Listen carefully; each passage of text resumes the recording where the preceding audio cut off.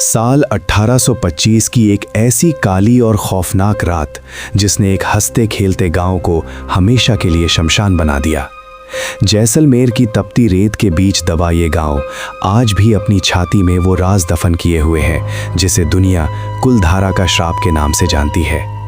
यहाँ की मिट्टी के कण कण में सन्नाटा पसरा है, लेकिन आज इस सन्नाटे को चीरने एक ऐसी आवाज आई है जो यहाँ के पत्थरों को मंजूर नहीं। आज की इस आधुनिक दुनिया में जहां लोग सिर्फ विज्ञान और लॉजिक पर यकीन करते हैं, आर्यन जैसा एक मशहूर व्लॉगर यहां कदम रख रहा है। आर्यन यहां एक सनसनीखेज वीडियो बनाने आया है। उसे लगता है कि ये सिर्फ एक ट्रेंडिंग टॉपिक है।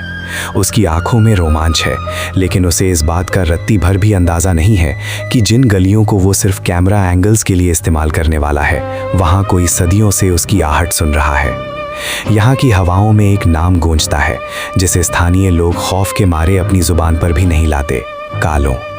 कहते हैं कालों कोई साधारण रूह नहीं, बल्कि उस तांत्रिक की बेटी है जिसकी वजह से पूरा गांव एक ही रात में खाली हो गया था। कालों का गुस्सा इस गांव की दीवारों में आज भी कैद है।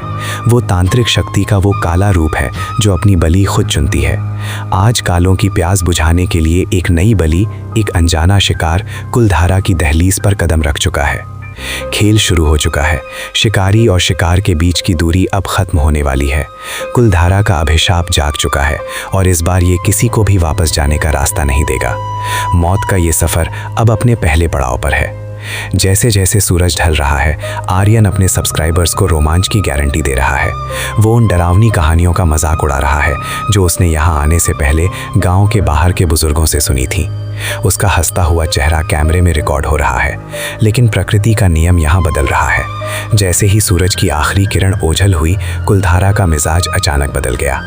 आर्यन को महसूस होता है कि उसके चारों ओर की हवा अब ठंडी नहीं, बल्कि जमा देने वाली सर्द हो गई है।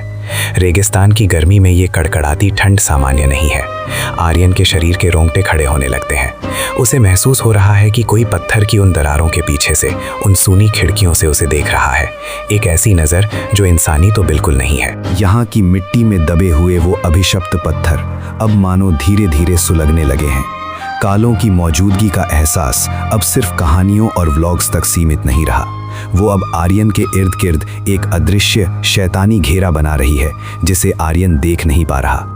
डर की पहली लहर अब आर्यन के दिमाग में घर करने लगी है। वो बार बार पीछे मुड़कर देखता है, लेकिन वहां कोई नहीं होता, केवल खालीपन और सन्नाटा। लेकिन उसे पता है कि इस सन्नाटे में भी कोई हलचल है, कोई है जो उसके पदचापों का पीछा कर रहा है। रात की काली चादर अब कुलधारा को पूरी तरह ढक चुकी है। यहाँ से बाहर जाने का हर रास्ता अब धुंधला पड़ गया है। आर्यन को अभी भी लग रहा है कि वो इस खेल का खिलाड़ी है, जबकि असलियत में वो अब कालों के जाल में फंसा हुआ एक मोहरा मात्र है।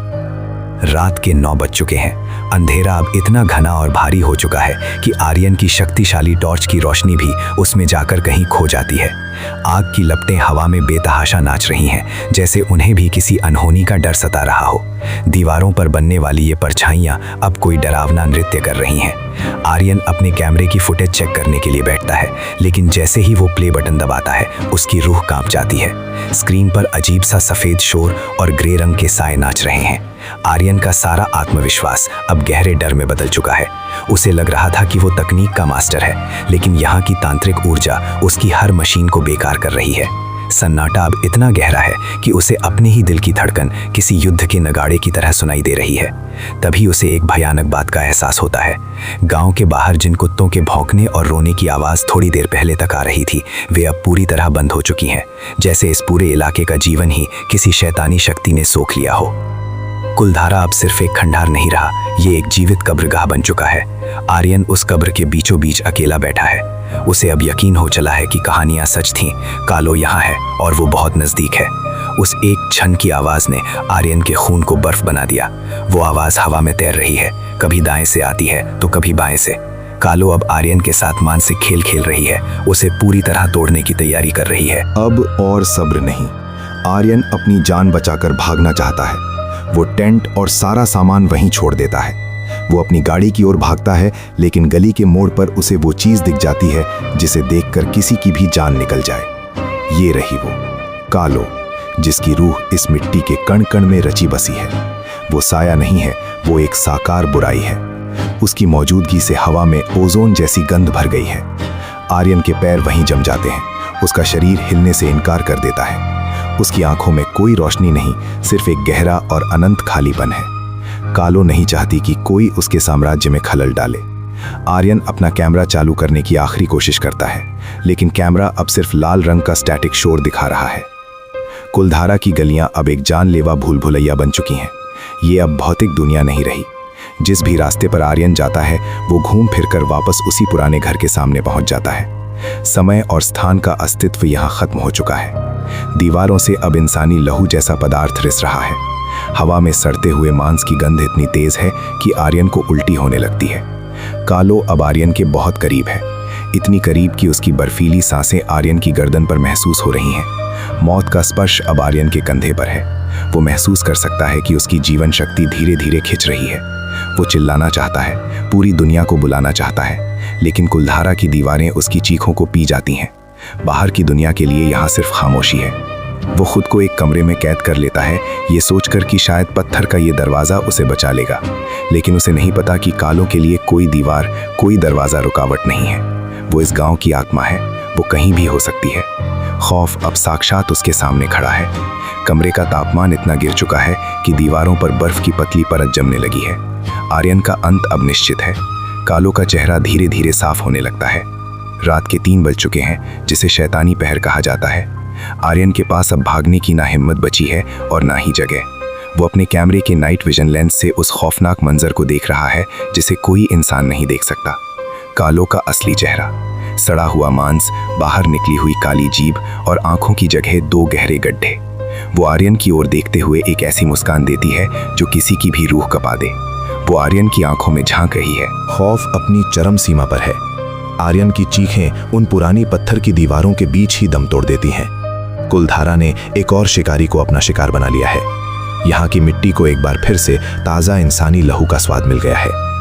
कालों का श्राप आज भी उतना ही ताज़ा और ताकतवर है जितना 200 साल पहले था। वो व्लॉगर जो दुनिया को सच दिखाने और व्यूज बटोरने आया था, खुद एक ऐसा राज बन गया जिसे कभी सुलझाया नहीं जा सकेगा।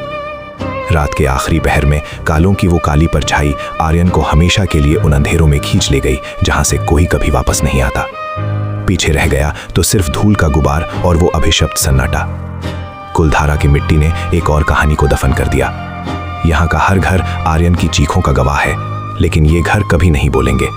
ये सिर्फ इंतजार करेंगे अगली बलि का, अगले अनजान मुसाफिर का। अंधेरा अब मुकम्मल है। आर्यन का वजूद अब इस गांव के पत्थरों में कहीं समा चुका है। वो अब एक व्लॉगर नहीं बल्कि कुलधारा की उन भटकती रूहों में से एक है जो कालों की सेवा में लगे रहते हैं। कालों की प्यास बुझ चुकी है, कम से कम आज की रात के लिए, लेकिन कुलधारा की भूख कभी खत्म नहीं होती। यहाँ की खामोशी अब और भी गहरी और डरावनी हो गई है। सुबह की पहली किरण के साथ कुलधारा अपनी खामोशी वापस ओढ़ लेता है। ऐसा लगता ही नहीं कि कुछ घंटों पहले यहाँ मौत का नंगा नाच हुआ था। आर्यन की गाड़ी वैसे ही खड़ी है जैसे किसी मुसाफिर का इंतजार कर रही हो जो कभी नहीं लौटेगा। आर्यन का नाम अब उन हजारों गुमशुदा लोगों की लिस्ट में जुड़ गया जो इस रहस्यमयी गांव की गहराइयों में कहीं खो गए। लोग आएंगे, उसके अधूरे फ्लॉग को देखेंगे, कयास लगाएंगे और फिर वक्त के साथ सब भूल जाएंगे। लेकिन जो कोई भी अगली बार रोमांच के नाम पर यहाँ रुकने की हिम्मत करेगा, उसे याद रखना होगा, कुलधारा की गलियां कभी खाली नहीं होती। यहाँ के खंडरों की भी आंखें होती हैं और दीवारों के कान। कालों आज भी वही है। वो हर साये में छिपी है, हर ठंडी हवा के झोंके में मौजूद है। वो अगले मुसाफिर के कदमों की आहट सुन रही है, क्योंकि यहाँ आने वाले तो बहुत है, पर लौट कर जाने वाला कोई नहीं। अपनी जान की परवाह है तो कहानियों को कहानियां ही रहने दो। हकीकत तलाशने जाओगे तो खुद एक कहानी बन जाओगे। कुलधारा का श्राप अमर है और कालों हमेशा भूखी है। सावधान रहें, वो आपको देख रही है।